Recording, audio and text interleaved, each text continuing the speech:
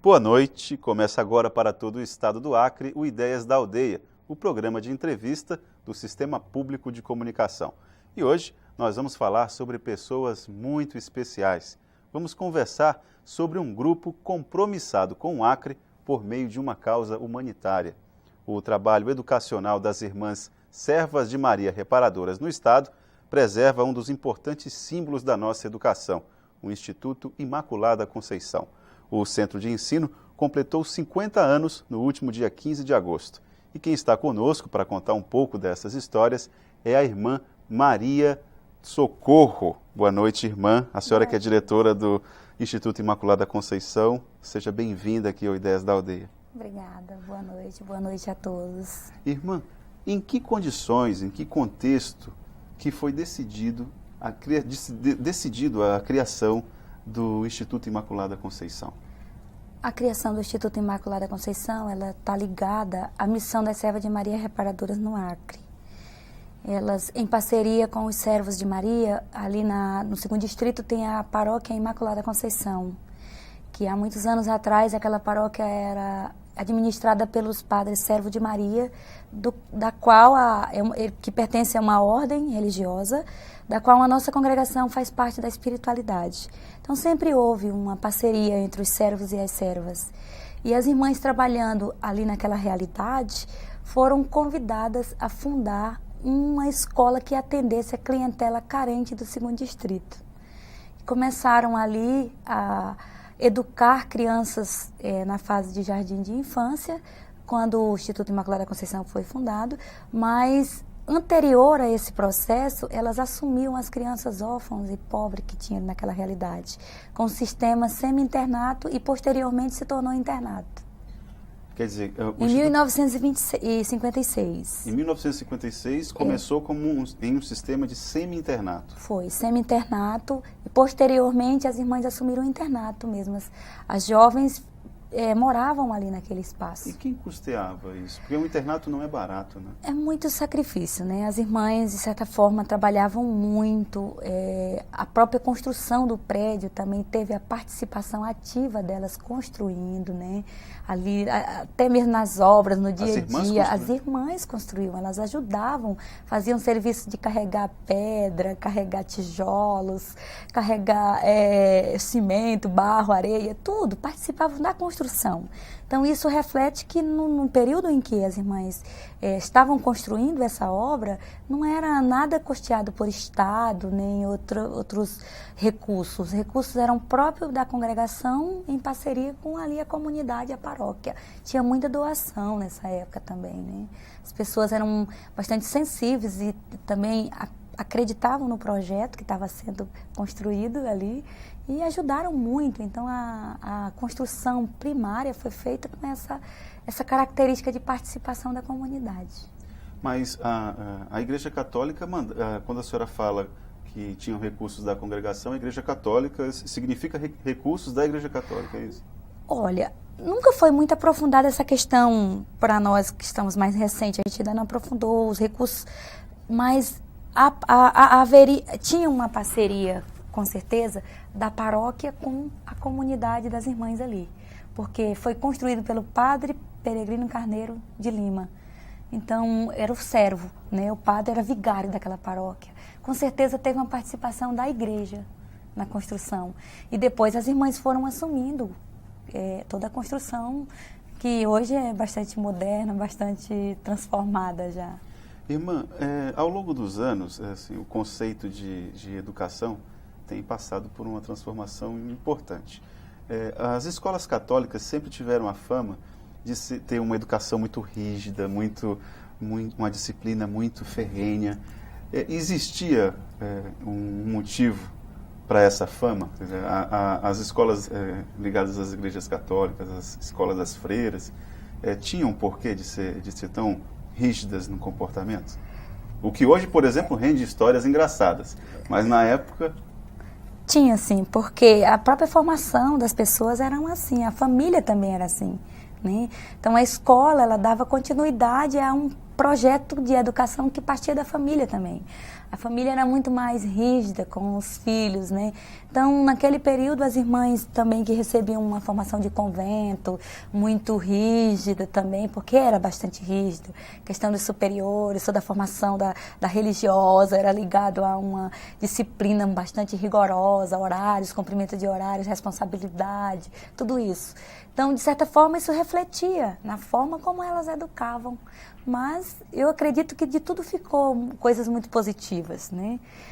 Cada momento tem as suas exigências, né? E hoje a gente já não pode agir dessa forma. De certa forma, tivemos que mudar no processo. Até mesmo que mudaram também a formação das irmãs. Hoje já é uma coisa muito mais assumida com mais naturalidade, mais próximo da realidade da família também, porque o convento não pode se distanciar da realidade do dia a dia da sociedade, como caminha a evolução da sociedade, o convento também tem que se aproximar, senão não responde às exigências de cada momento. E essa mudança é compreendida? Não digo nem pelas novas irmãs que surgem, mas pela própria comunidade. A comunidade consegue entender que o convento de 30, 40, 50 anos atrás já não é mais o mesmo de hoje? Ainda há muito saudosismo, né? As pessoas sempre perguntam, por que as irmãs não usam hábito, não usam isso, não usam aquilo, não tem uma vida mais rigorosa, né? Mas eu acredito que responde, porque de certa forma hoje nós como congregação, né, as nossas irmãs, a gente procura estar sempre inseridas nas pastorais, nos movimentos sociais, então isso aproxima mais.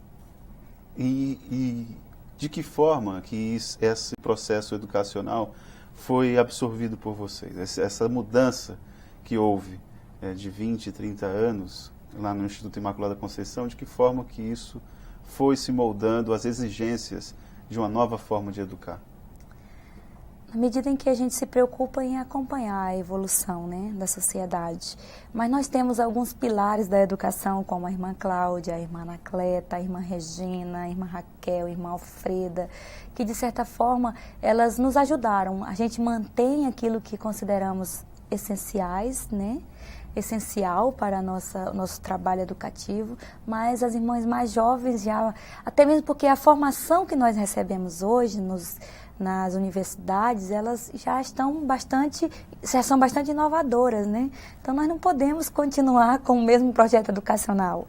Nós tivemos que acompanhar, mudanças ocorreram na lei da educação, nas leis que regem a educação. Então nós procuramos fazer a nossa parte preservando aquilo que consideramos mais importante da educação SMR no Acre. E o que é mais importante? O que o Instituto Imaculada Conceição considera como essencial? A formação humana dos nossos alunos, né? Nós precisamos cada dia estar preocupadas como nós estamos formando o ser humano hoje, né? Isso faz parte da preocupação da origem da congregação, né? O nosso aluno tem que ser um aluno diferente. O nosso aluno ele tem que chegar e falar e alguém que está perto, que conhece a filosofia SMR, tem que identificar que ele é nosso aluno por isso, né? O compromisso que ele leva para a sociedade, a forma como ele assume um trabalho que ele vai prestar na sociedade, o olhar que ele tem para a humanidade, é um olhar que reflete o compromisso da nossa missão de educar. A senhora já foi aluna do Imaculada Conceição? Já. Como é que está dos dois lados do balcão? Como é que foi isso? É muito gratificante, porque hoje eu trabalho com os meus professores, eu sou diretora dos meus professores. E é um trabalho que a gente, de certa forma, no dia a dia nos tornamos gratas, porque a participação, as orientações, a troca de experiência é muito rica. E isso para mim não acrescentou nada, acrescentou só uma experiência de poder contar com um grupo que comigo, cada dia estamos procurando acertar mais. Irmã, a gente vai fazer um breve intervalo e voltamos no próximo bloco falando mais sobre educação e sobre o trabalho das Servas de Maria Reparadoras no Acre. Ok. O Ideias da Aldeia volta após o intervalo.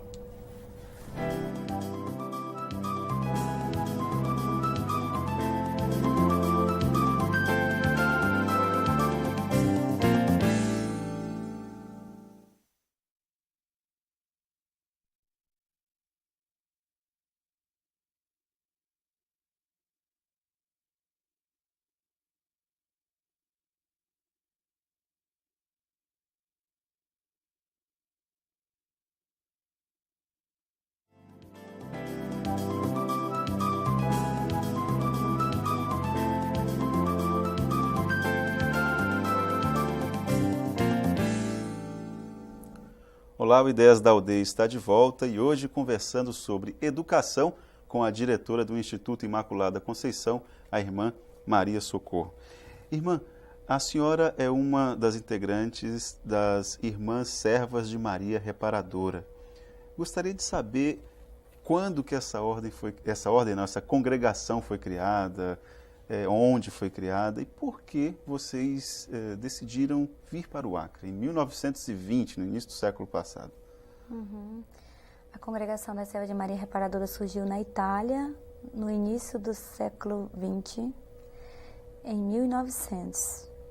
E nós somos agregados a uma ordem masculina dos Servos de Maria. E a ordem veio para o Acre bem antes. E em 1921, a Serva de Maria Reparadora tinha apenas 20 anos de existência. A congregação foi fundada em Vidor, na Itália, uma cidadezinha pequena da Itália. E a responsável pela congregação, que era a nossa fundadora, Elisa Andrioli, ela recebeu um convite dos Servos de Maria para vir trabalhar como missionária aqui no Acre, que era a prelazia do Alto Acre Purus. E já vieram com a missão de trabalhar com educação ou em relação à saúde? Já era a missão trabalhar com educação. Embora a nossa congregação, no início de sua formação, ela já assumiu as duas áreas, saúde e educação. Era o período pós-guerra na Itália, então as irmãs se dedicaram. O primeiro serviço da congregação mesmo foi justamente dividido ao mesmo tempo que elas assumiram com a educação, cuidavam das órfãs dos filhos daqueles que foram mortos na guerra e cuidavam dos feridos da guerra nos hospitais. Então foram as duas áreas de missão de origem da congregação. Então em 1921, quando elas chegaram aqui no Acre, em Sena Madureira tinha um número muito grande de órfãs, de meninas pobres, e elas já assumiram essa missão educativa no Instituto Santa Juliana. Foi construído pelas irmãs também. Vale destacar também a presença da educação feita pelas Irmãs Servas de Maria Reparadoras nos municípios, né? Sim, aí posteriormente já foram para Chapuri. Então, quando o grupo cresceu mais, as irmãs vieram para o Brasil, chegaram dia 14 de novembro, já em 1921. 1921. Em 56, quando foi fundado aqui o Imaculada Conceição, aí já 46 foi o São José, e depois teve antes disso o Chapuri já existia, se eu não estou equivocada, foi em 1928 que fundou o Chapuri. E, quer dizer, aqui em Rio Branco nós temos dois centros de ensino organizados por vocês, o Imaculada Conceição e o Instituto São José. Isso, nós temos o São José, que funciona atendendo toda a educação básica, né, de educação infantil ao 3º ano, e temos o Imaculada Conceição também. Hoje nós trabalhamos já com uma única direção, uma única equipe pedagógica, ela já é uma equipe que atende os 2 colégios. Irmã, em algum momento da história de vocês, se consolidou uma crise em função de ter uma missão humanitária voltada para a educação e depois ter que cobrar por isso, ter que trabalhar de forma na iniciativa privada, cobrando pela mensalidade? Existiu em algum momento esse tipo de conflito? Existiu, mais forte quando nós acabamos o convênio com o Estado, né? Porque foi um momento muito difícil para a direção daquele momento, que era a irmã Maria Augusta que estava na direção. Então, quando a escola teve que fazer uma opção. O convênio com o Estado foi com o Ministério da Educação ou com o Estado mesmo? Primeiro teve um programa que era da SENEC, né, que trabalhava ali, o SENEC. E depois, posteriormente, continuou com um convênio que foi feito com a Secretaria de Educação daqui no Estado. Era municipal e estadual. E em 1999, nós tivemos que acabar com o convênio por vários fatores. Um dos fatores é porque o Estado, as leis mudaram e o Estado tinha que ter um censo muito organizado do número de alunos, porque a verba vinha de acordo com o censo que era feito de alunos. Os alunos eram matriculados no Instituto Imaculada Conceição, então eles não entravam no censo da escola pública, eles iam para o censo da escola privada, que já tinha uma taxazinha simbólica. Se eu não estou equivocada, em 99, a taxa de contribuição, que não chegava a ser nem a R$ 40. A mensalidade dos alunos, que tinha uma parte que pagava, podia, pagava. E era essa taxa simbólica. Então, quando acabou o convênio, a irmã teve que fazer a opção de comunicar aos pais que não era possível mais manter o número de alunos grande, matriculados ali, sem a contribuição da comunidade educativa, né? Aí foi feito uma planilha de custo e foi apresentada à comunidade. Muitos não tinham condições, então esse foi um momento assim sofrido. Perdemos muitos alunos bons, nós, que não chegaram nem a concluir o ensino fundamental todo lá e nem o médio. Foi uma coisa sofrida mesmo. Eu imagino, porque uma escola precisa de dinheiro para ser gerenciada e, ao mesmo tempo, essa missão educativa que vocês têm, de tanto tempo, de tanta tradição, né, deve ter sido realmente muito difícil. Hoje nós já convivemos com isso com uma certa tranquilidade. A nossa mensalidade ainda é um pouco baixa em relação às outras escolas aqui no Acre, né? E fazemos isso por opção e mantemos um número de alunos carentes ali, estudando conosco gratuitamente. Irmã, eu gostaria de mudar um pouco de assunto agora e falar, deixar um pouco o assunto educação de lado, e falar um pouco de teologia, mas de forma bem elementar, para que ninguém se complique aqui, nem eu mesmo. Em relação a Maria, por exemplo, aproveitar que a senhora é uma freira. Serva de Maria. Uma serva de Maria. Por que nós temos tantas Marias? Nós temos Maria do Perpétuo Socorro, temos Nossa Senhora, temos... O que isso... Se a mãe de Deus era só uma, correto? Exato. E nós temos tantas divisões assim, o que isso? Isso não complica, não? Complica, mas ao mesmo tempo, tudo que faz parte da cultura do povo é complicado, né? Você observa quando você vai trabalhar um tema cultura, você tem que levar em consideração vários aspectos que surgem. Então, a questão da popularidade, né, da igreja mesmo, a igreja ela se tornou popular. Então, a devoção popular foi muito divulgada. E na medida em que o povo participa desse processo, ele também cria, né? Então, os nomes, né, de Maria, elas surgiram assim, a partir de cada cultura, de cada povo que foi tendo suas experiências religiosas, que foi registrando essas experiências, e aos poucos o Vaticano teve que se abrir para ir assumindo essa devoção popular a Maria. Então nós temos Maria de Fátima, que é relacionado ali Portugal, né, onde nós, Serva de Maria Reparadora, trabalhamos no santuário de lá. Nós temos uma imagem muito forte na nossa congregação, que é a Nossa Senhora das Dores, que é vinculada ao período pós-guerra, né? Que ali é onde o povo se colocava diante da igreja com todas as suas dores, né? Então temos essa figura, Nossa Senhora das Dores. São nomes populares que a igreja vai tendo que assumir no dia a dia, né? Então, Nossa Senhora de Guadalupe, a nossa província, inclusive, é Nossa Senhora de Guadalupe, é no México, né? Toda a cultura indígena que se desenvolve ali naquele mundo tão rico de cultura, né, no México.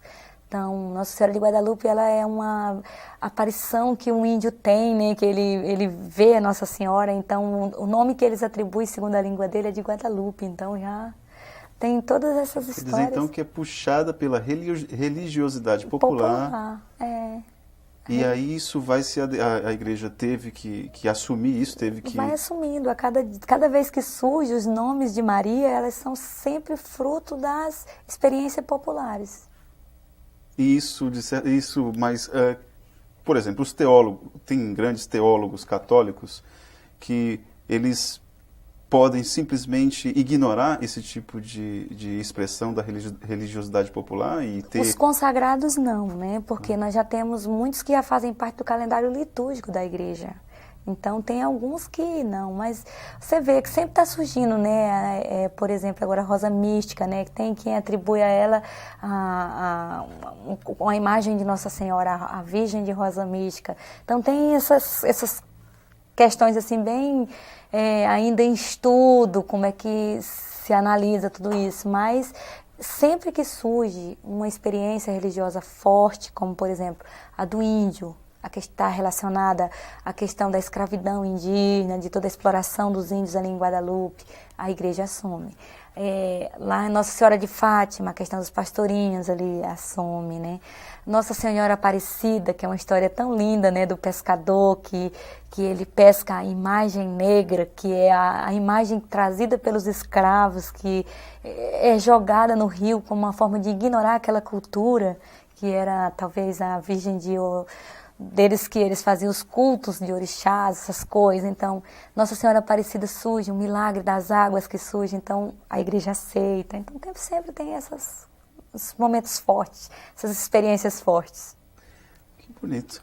Irmã, em relação ao cinquentenário do Instituto Imaculada Conceição, nós temos uma programação que eu gostaria de divulgar aqui. No dia 2 de setembro, vocês vão fazer uma passeata ambiental, é isso? Vamos. Começa onde essa passeata? A passeata ela tem 2 pontos de partida. Nós vamos participar o Imaculada e o São José, né? A Imaculada vai sair do pátio do colégio e o São José também vai sair daqui do Instituto São José. Então nós vamos ter um momento de encontro que vai ser na esquina do Meta Antigo. Vamos nos concentrarmos um momento ali na Praça dos Povos da Floresta. E ali a gente vai encerrar a passeata. Aí dia 14 de outubro tem uma gincana cultural e o dia do ex-aluno. Dia do ex-aluno. Começa a que horas isso? A gincana nós vamos divulgar ainda, tanto para a comunidade interna como para a comunidade no geral. Vamos divulgar o horário, mas provavelmente está marcada para começarmos às 8 horas da manhã, que tem toda aquela atividade que os alunos realizam e tudo. E do ex-aluno nós vamos organizar uma surpresa para os nossos ex-alunos. Aí no dia 8 de novembro tem show cultural no Teatro Plácido de Castro, né? Começa às 19 horas. Que shows são esses? Que espetáculos vão ser apresentados? No dia a dia da escola nós fazemos muitas coreografias, muitas apresentações relacionadas a temas que são trabalhados, né? Tem temas relacionados à cultura indígena, à cultura negra, à cultura... a formação do povo acriano. Então tem uma série de coreografias e nós temos também, que nós estamos comemorando 85 anos de presenças no Acre das Servas de Maria Reparadoras. Chegamos em 1921, em 2006 completamos 85 anos, né? Então, nessa festa nós vamos trazer um pouquinho de cada país que nós estamos presentes. 9 países atualmente. Estamos na Itália, na África, na Albânia, na Argentina, nas Filipinas, no Peru, na Bolívia, em Portugal. Então, tem 9 países, nós estamos trabalhando nesses 9 países, vamos trazer um pouquinho de cada cultura desses países para a gente fazer uma grande festa com os nossos alunos. Aí, dia 24 de novembro, vai ter uma celebração eucarística de encerramento das comemorações do cinquentenário, né? Onde acontece isso? Nós vamos fazer na escola mesmo, à noite. Um horáriozinho, às 5 horas da tarde. Celebração eucarística, o quê? É uma missa? Uma missa. Uma missa. Aí, dia 8 de dezembro, a festa da padroeira do colégio, a Imaculada Conceição, né? Isso aí nós vamos fazer em comunhão com a paróquia, que é o início da história, como eu te falei, estava relacionado à missão dos servos naquela paróquia. Correto. Irmã Maria Socorro, gostaria de agradecer a sua presença aqui no nosso programa e parabenizar pelo trabalho das Irmãs Servas de Maria e da congregação e também parabenizar a Ordem dos Servos de Maria pelo grande trabalho que é desenvolvido aqui no estado do Acre. Eu agradeço também, quero mandar um abraço especial em nome de todas as irmãs para os nossos ex-alunos. Quero agradecer pela confiança que a comunidade tem, de Rio Branco tem, em sempre estar ali acompanhando o nosso processo educativo, colocando seus filhos nas nossas escolas. E agradecer, sobretudo, os nossos alunos que estão trabalhando na sociedade, dando sua contribuição, que levam essa marca a outros lugares. Obrigado mais uma vez. Bom, o Ideias da Aldeia de hoje termina agora. Obrigado pela sua atenção e contamos com ela no próximo encontro. Obrigado e até lá.